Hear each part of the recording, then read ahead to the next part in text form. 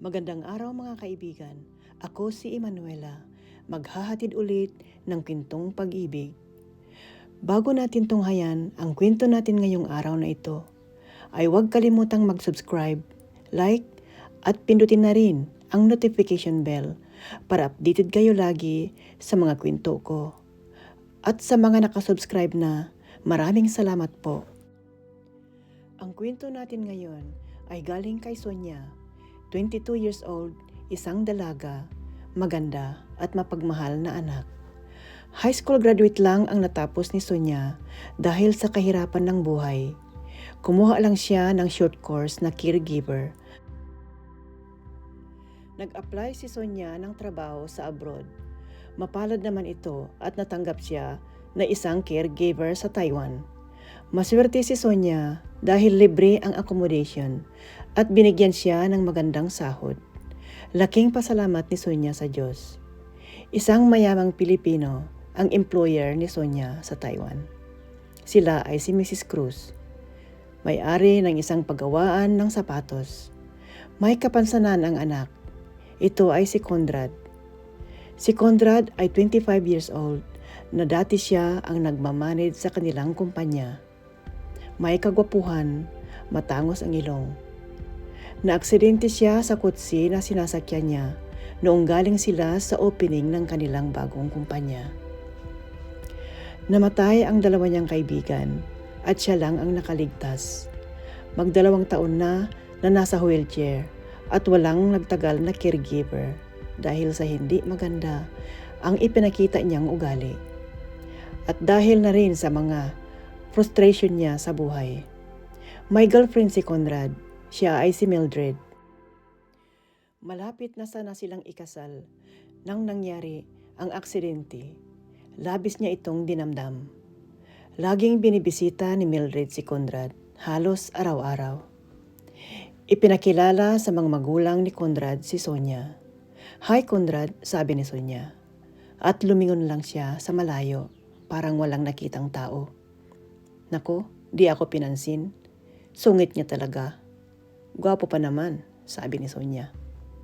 Ipinakita ni Mrs. Cruz kay Sonia ang kwarto at ang schedule ni Conrad sa kanyang routine.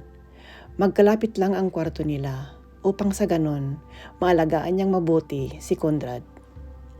Sa unang araw ng kanyang trabaho, maagang gumising si Sonia para maghanda sa kanyang sarili at mag-breakfast. Kumatok muna si Sonia sa kwarto ni Conrad at pumasok.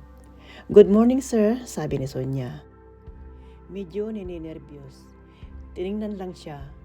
"Gising na pala kayo, sir?" Binuksan ni Sonia ang kurtina.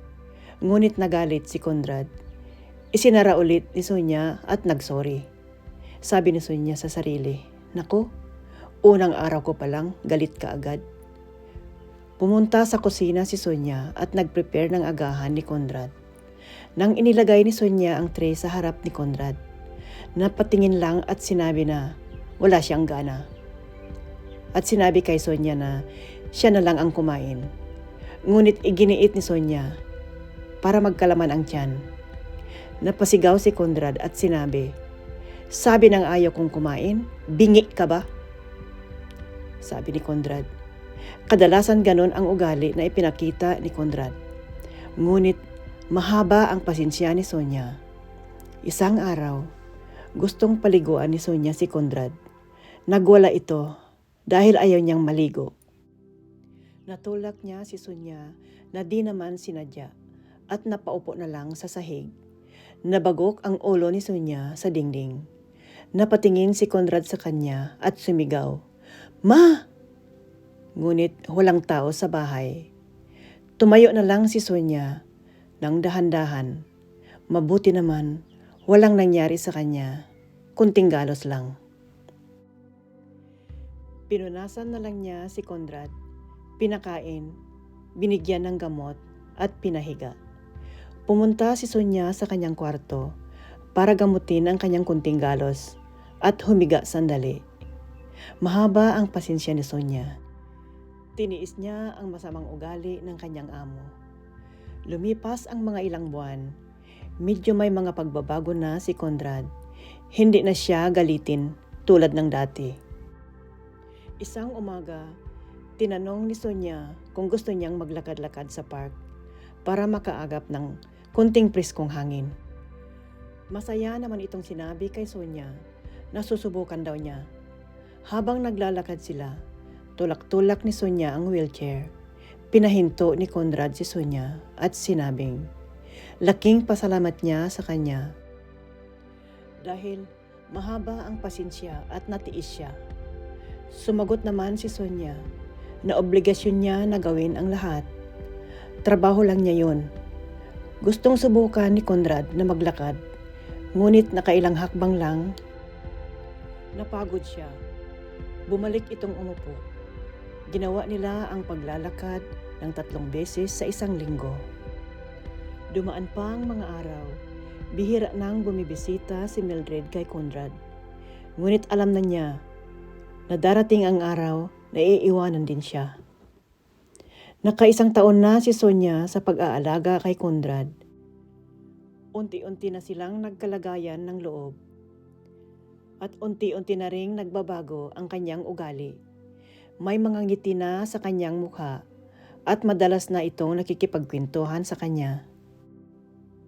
Laking tuwa sa mga magulang ni Conrad sa mga pagbabago ng kanilang anak. Malimit na silang pumupunta sa park at masaya nang kausap si Conrad. Di na gaya noon. Patuloy pa rin na inaalalayan ni Sonia si Conrad sa paglakad-lakad sa park hanggang sa tuluyan na siyang nakalakad. Patuloy pa rin na nanilbihan si Sonia kay Conrad hanggang sa isang umaga habang pinapainom ni Sonia ng gamot si Conrad, napatitig ito sa kanya. Hinawakan ang mga kamay ni Sonia, ngunit binitiwan kaagad at sinabi, I'm sorry, Sonia. Ngunit naging palaisipan kay Sonia ang ginawa ni Conrad. Parang pumintig ang puso ni Sonia sa sandaling iyon. Di na inilagay ni Sonia sa kanyang kaisipan ang nangyari. Dahil imposibleng mangyari iyon, inisip na lang niya na baka may gusto niyang iutos at di na mag-isip pa na kung ano-ano. Lumipas pa ang mga buwan. Unti-unti nang gumagaling si Conrad at medyo bumabalik na ang dati niyang katawan. Palagi na silang lumalabas papunta sa park dahil malapit lang ang park sa kanilang bahay. Sinubukan ni Conrad na di gamitin ang wheelchair. Inalalayan na lang ni Sonia ng mabuti. Isang umaga, binigyan ni Sonia ng breakfast si Conrad. Palabas na sana siya para kunin ang bowl ng prutas dahil nakalimutan niya. Tinawag ito at pinaupo sa upuan malapit sa kanyang tabi. Hinawakan ang mga kamay at nagpasalamat sa mahaba niyang pasensya sa pag-aalaga sa kanya. Pumasok bigla si Mrs. Cruz sa kwarto at nakita niya na nagkahawak kamay silang dalawa. Biglang bumitiw si Sonia. Nininerbyos sa akala na baka mawalan siya ng trabaho. Kinabukasan, tinawag si Sonia ni Mrs. Cruz sa kanyang opisina para gustong kausapin. Di na mapakali si Sonia. Nang nasa loob na sila ng opisina, nagpasalamat si Mrs. Cruz kay Sonia dahil malaki na ang pinagbago sa kanilang anak. Mula noong siya ang nag-aalaga kay Conrad, lalong-lalo na sa nakapaglakad na si Conrad mag-isa. Sinabihan ni Mrs. Cruz si Sonia na kaya na ni Conrad ang sarili at di na niya kailangan pa ang caregiver. Oobserbahan pa nila ni Mrs. Cruz kung sakali kailangan pa siya sa mga ilang araw. Nakaalis si Sonia sa susunod na linggo.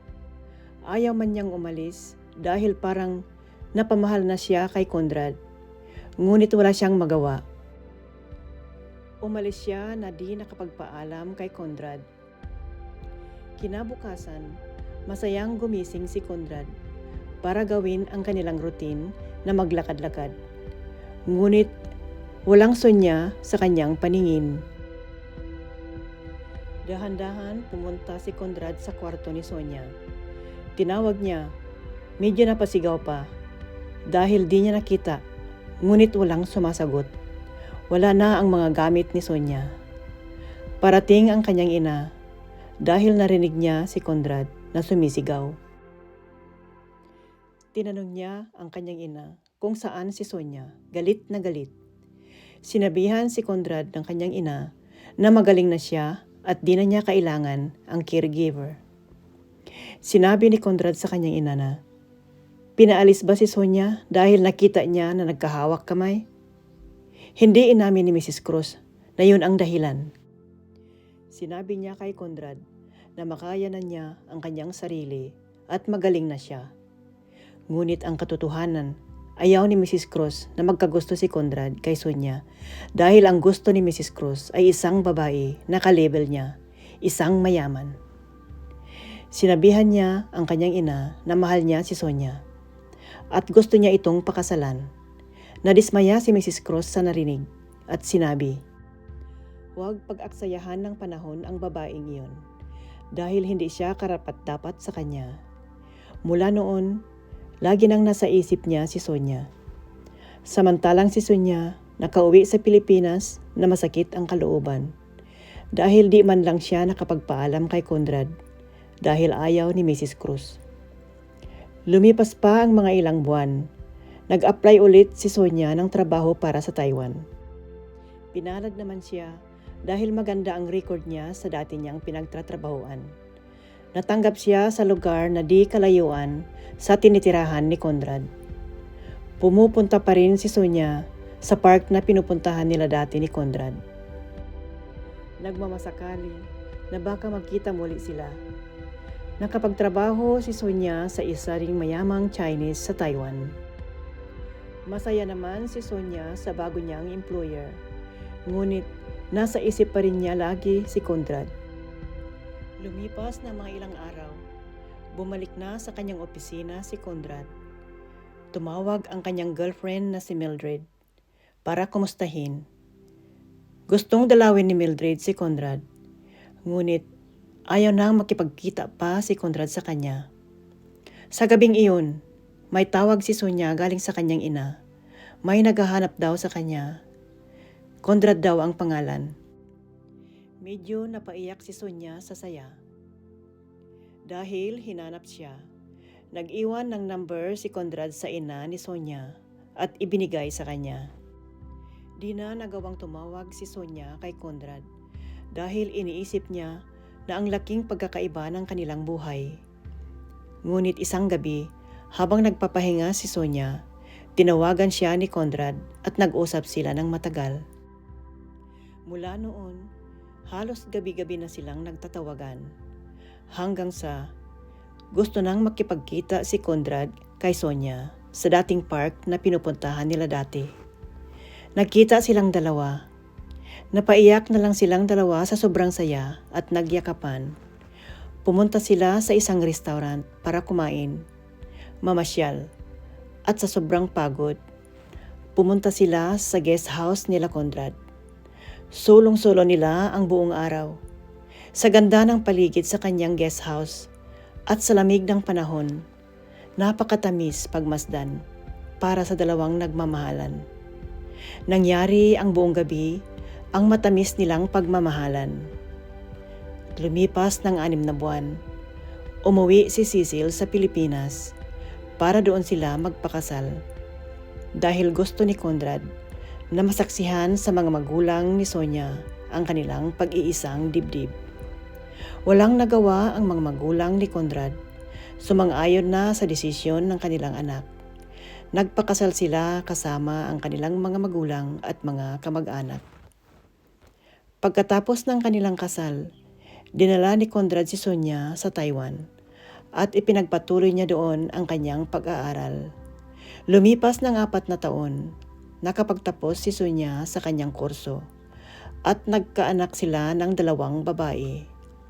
Naging CEO na si Sonya sa isa sa kanilang kumpanya. Mga kaibigan, ang pag-ibig ay para sa lahat at walang kinikilala, mayaman ka man o mahirap. Natunghayan natin ang isang pag-ibig na tumibok sa puso ng isang mayaman at isang mahirap na si Sonia at Conrad. Sana nabigyan ulit kayo ng kasiyahan sa araw na ito sa kwento ng pag-ibig. Ako si Emanuela. Maraming salamat sa pakikinig. God bless at magandang gabi.